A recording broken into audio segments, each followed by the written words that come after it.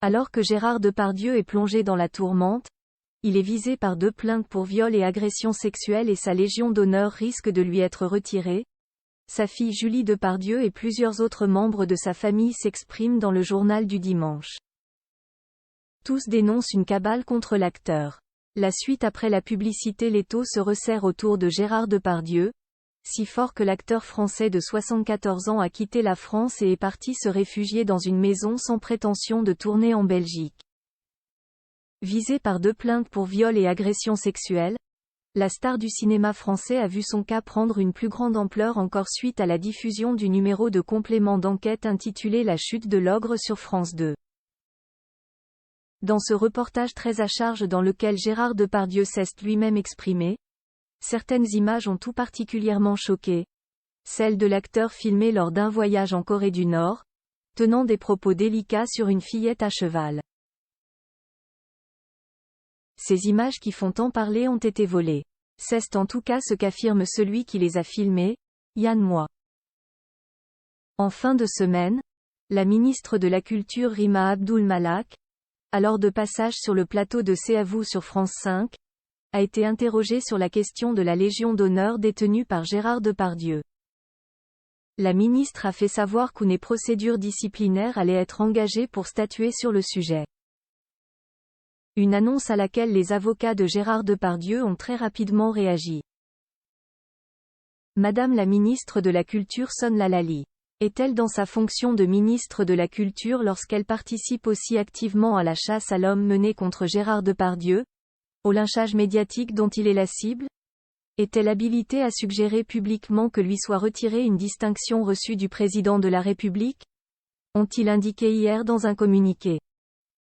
Gérard Depardieu met sa Légion d'honneur à la disposition de Madame la ministre, ont-ils conclu.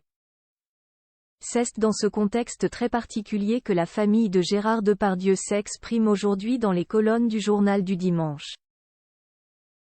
Ses enfants Julie, Roxane et Jean, sa nièce Delphine, et son ex-femme Elisabeth unissent leurs voix pour dénoncer la cabale dont est victime Gérard Depardieu. Bien sûr, nous sommes souvent choqués par les propos de Gérard, mais notre père, grand-père, oncle est livré à une cabale inédite, écrivent plusieurs membres de sa famille, dont sa fille, l'actrice Julie Depardieu, dans ce texte. Ces derniers déplorent les méthodes utilisées par complément d'enquête. Ce journaliste réalise une véritable mise en scène, procédant par plans de coupe dont on sait qu'ils sont nécessairement suspects puisqu'on peut les monter comme on le veut, en les illustrant d'une voix mélodramatique et d'une voix off.